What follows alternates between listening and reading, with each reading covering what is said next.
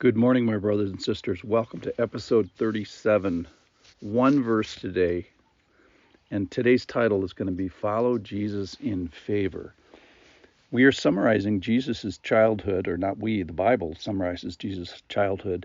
We're going to do 18 years today of Jesus' life. That is from age 12 to about age 30 or so. And here it is.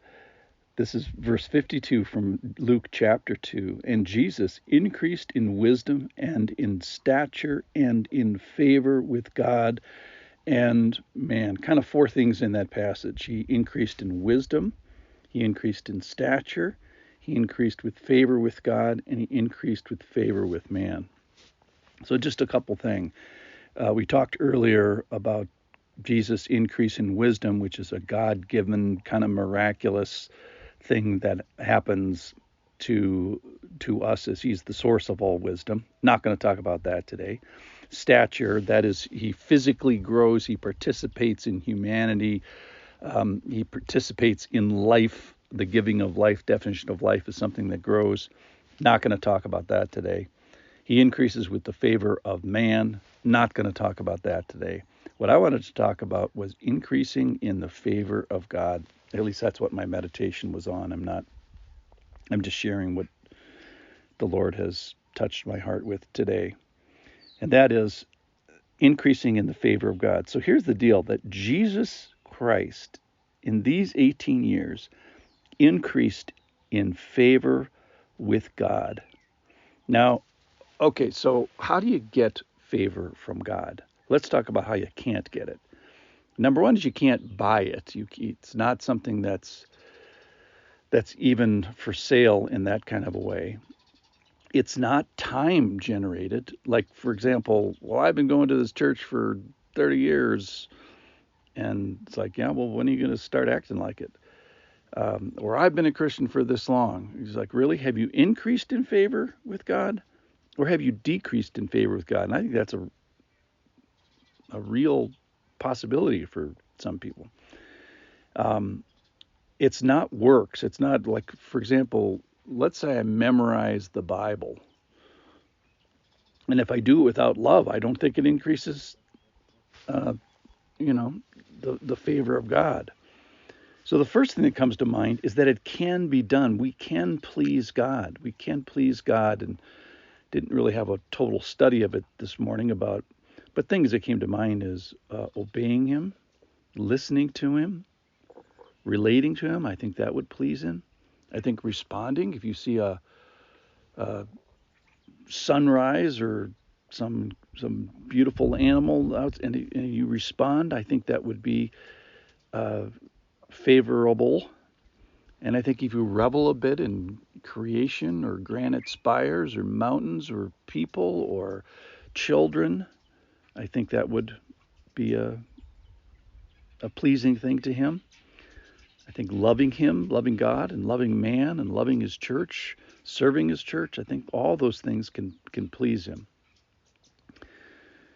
So it's not about just knowing about God. Let's say it reminds me of the marriage counselor who knows a lot about marriage and conflict resolution and how to deal with financial strife in a marriage, and then you find out they get divorced. It's like, wait a minute, knowing is one thing, but applying it is the other.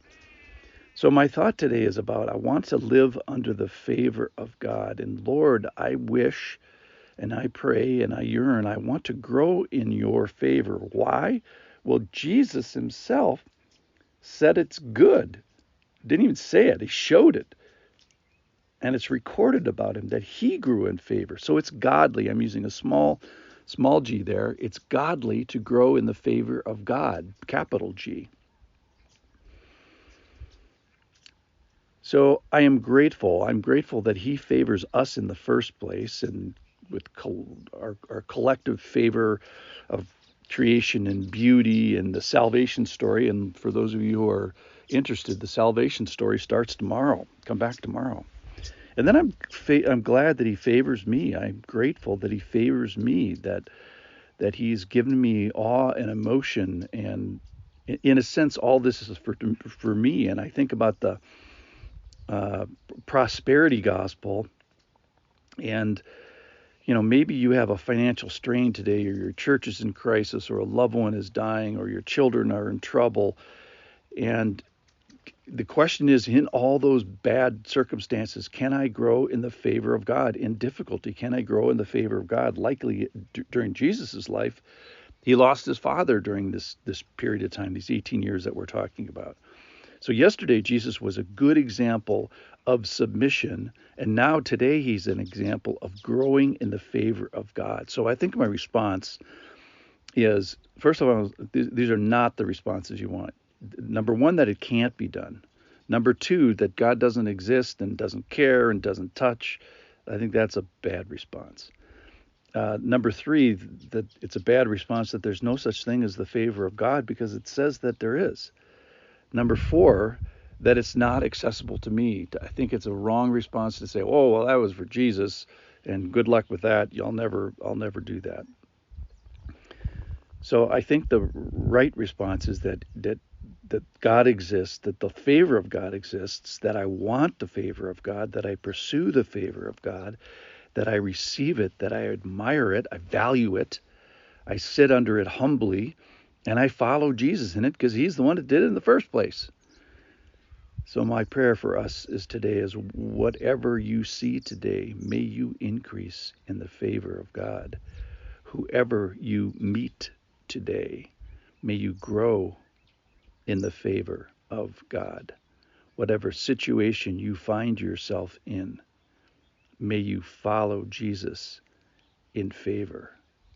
Whatever pain or difficulty you might encounter, may you increase in the favor of God. Whatever temptation you face, may you grow in his favor.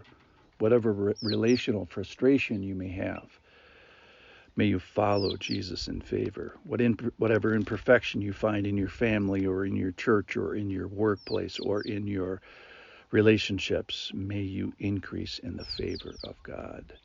So let's, friends, follow Jesus in the favor of God. I thank you for listening, and I'll see you tomorrow.